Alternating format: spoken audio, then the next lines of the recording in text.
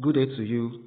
In this tutorial, we shall be looking at three different ways to find the vertex of a quadratic equation. The first method, the use of formula. You will recall that the general form of quadratic equations is y equals to ax squared plus bx plus c, where a, b, and c are constants. We shall be taking this example to show how to use formula to determine the vertex of a quadratic equation.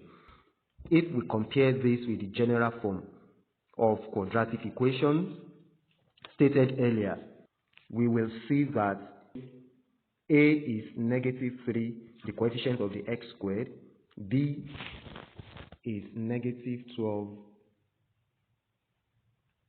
and c is 5. Now, what formula do we use in determining the vertex? The x-coordinate of the vertex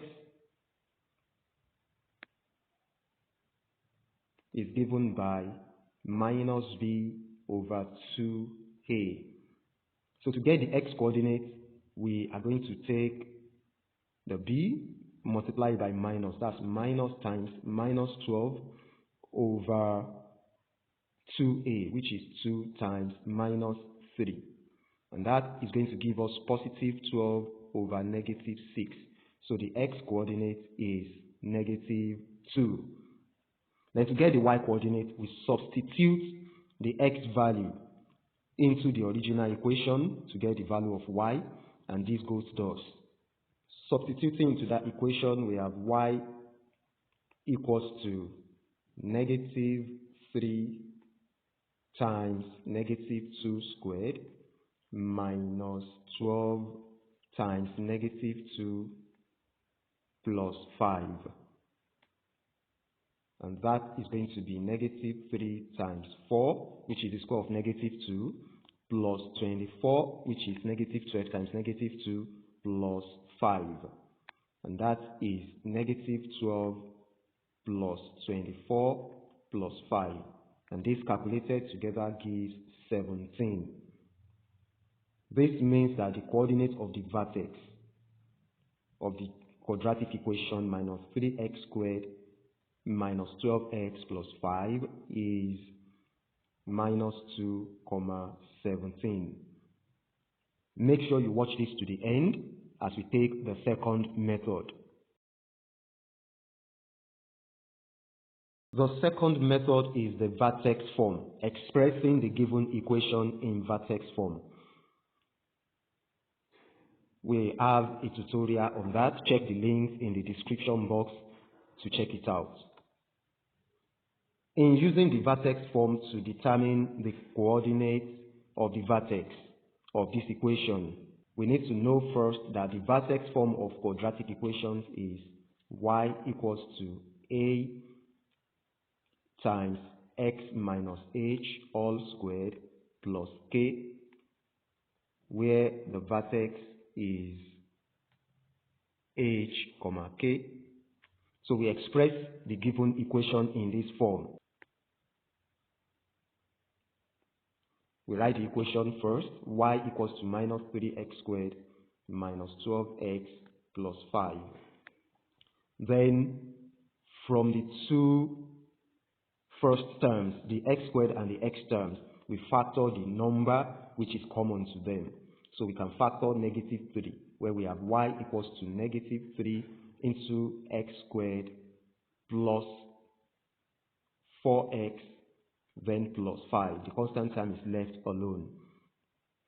Then we are going to need to complete the square of the expression in the bracket by adding the square of half of the coefficient of x. The coefficient of x is 4.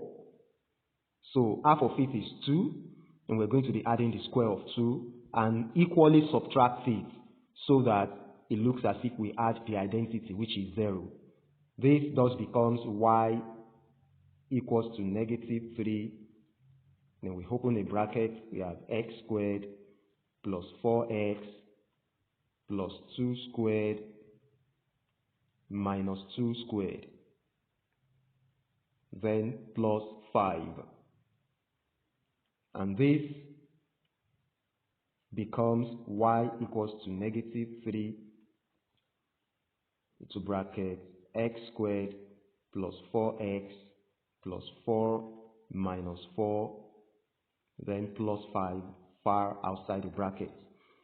So the negative 4 in the bracket comes out, and when it comes out, it will be multiplied by negative 3,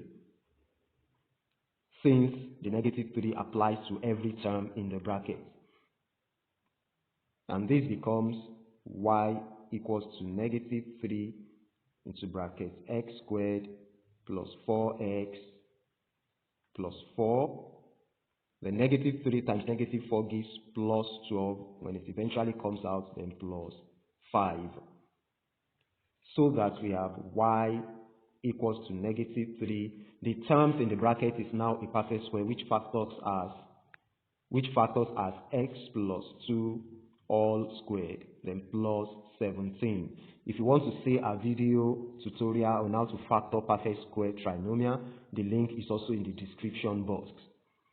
Now, if we compare this with the vertex form of quadratic equations, which is y equals to a into bracket x minus h squared plus k, where hk is the vertex.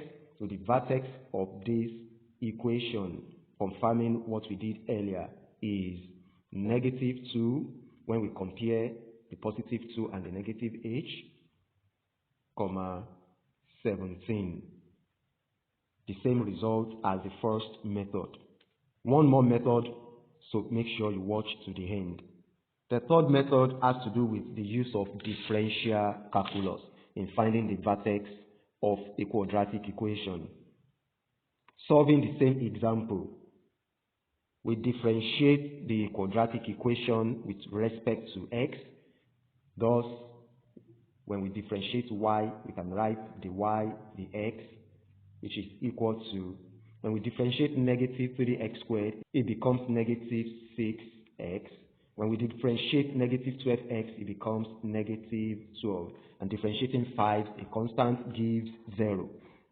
Now, one important thing that we need to note here is the fact that at turning points, that is the vertex, the derivative must be 0. So at turning point, the y, the x must be 0. It is the point on the curve where the gradient is 0. Equating the derivative to 0, we have minus 6x minus 12 equals to 0. Then adding 12 to both sides gives us minus 6x equals to 12, which means that x is going to be 12 over negative 6, and as usual, x is negative 2. That gives the x coordinate. Then, as usual, to get the y coordinate, we are going to substitute negative 2 into the original equation as before, where y is negative 3 times the square of negative 2 minus 12 times negative 2 plus 5, giving 17 as at the first time. And that means the vertex of this quadratic equation is negative 2, 17. Now, we have seen in this tutorial that there are 3 different ways to find the vertex of a quadratic equation. Let us know the one you prefer the most in the comment section below. And don't forget to subscribe to this channel if you are yet to do so, while you await our next tutorial. Thank you for watching. Bye.